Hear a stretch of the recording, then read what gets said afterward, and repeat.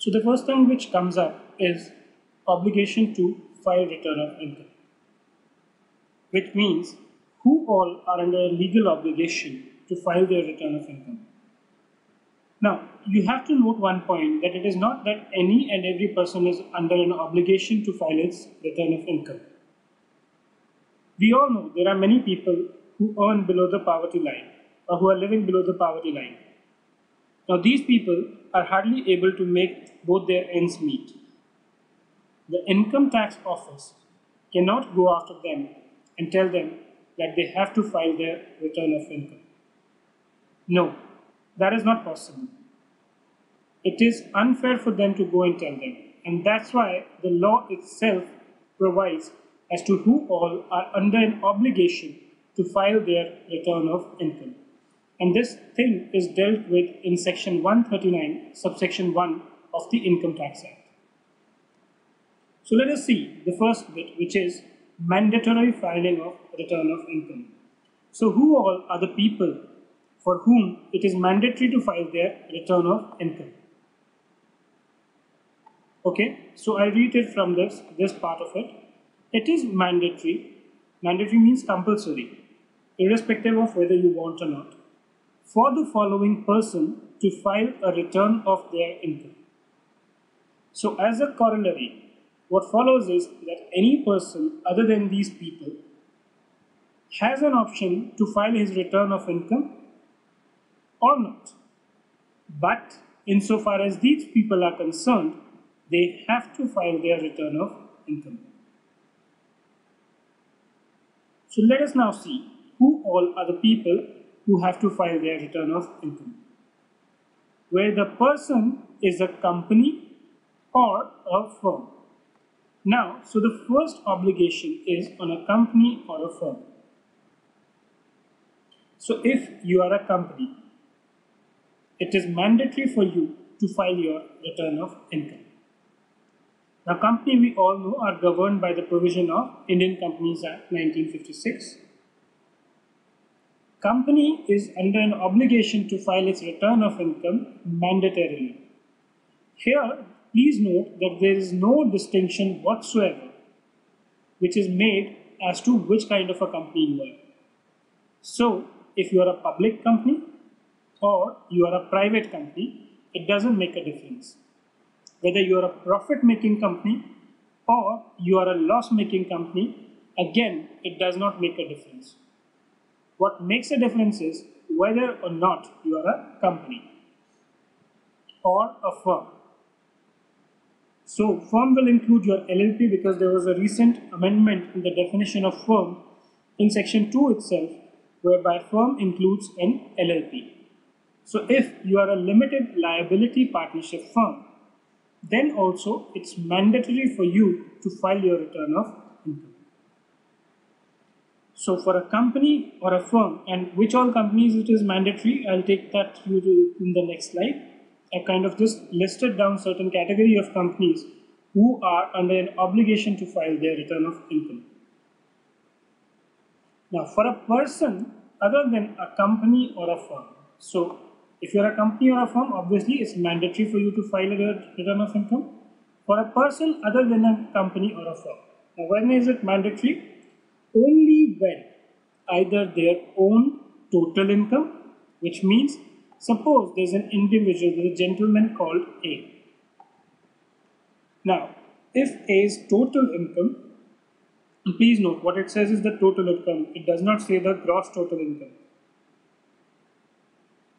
So to find out whether it is mandatory for a person to file a return of income or not, you have to consider the total income of that person. Either their total income, which means his own total income, or total income of any other person in respect of which they are assessable. Now, there could be a case where you are, and this typically happens, say for example, in the case of a trust. In case of a trust, the return is to be filed by the trustee of the trust. So the trustee is basically taxable, or rather he has to file the return of income of the trust. So if in a situation where, say, suppose A was a trustee in a trust, A's total income was below the maximum marginal limit, and I'll come to you on what that means. A's total income is not taxable, but the total income of the trust is taxable. So total income of any other person in respect of which they are assessable exceeds maximum amount which is not chargeable to income tax in respect of that category of person. So what happens here? You see what is the exemption limit for the trust, and if the income of the trust is more than that particular number, then the person, say A, who is the trustee, is liable to file the return of income in respect of the trust. So what we have learned here is that if you are a company or a firm, it is mandatory for you to file your return of income. For a person other than a company or a firm, it is mandatory only when their own income or the income of any other person in respect of which they are chargeable to income tax exceeds the maximum amount which is not chargeable to tax. Now, there is some other category of people. This we are going to discuss in subsequent slides. Basically, what happens here is that while their total income are exempt under certain specific section, there could be a case where this exemption, if it would not have been available to them, they would have been taxable.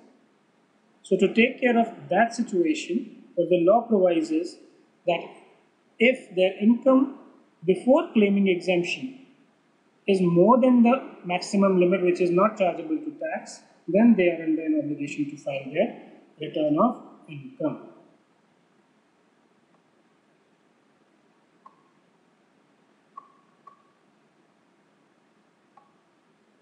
Okay, let's see a columnar presentation of what we just discussed. So insofar as your company or a firm is concerned, what happens? It's mandatory for them to file their return of income.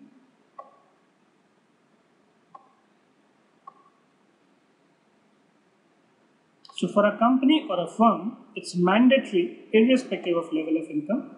Now, whether you are a newly incorporated company, you're a foreign company, firm operating in India, of course, there are certain exemptions, and it's only in respect of certain specific income that the foreign guys are taxable in India. Company, firm, even if their income is exempt, company is in the process of setting up their business. Now, you can't say that because I'm in the process of setting up my business, I should not be liable to pay taxes. No, you have to still file your return of income if you're a company or a firm. Loss-making companies, I've already discussed this, defunct companies or a firm. For a person other than the company, as I had said, two cases, either their own total income or total income of any other person in respect of which they are assessable exceeds the maximum amount which is not chargeable to income tax. And for other people, well, we'll see that in the subsequent slides.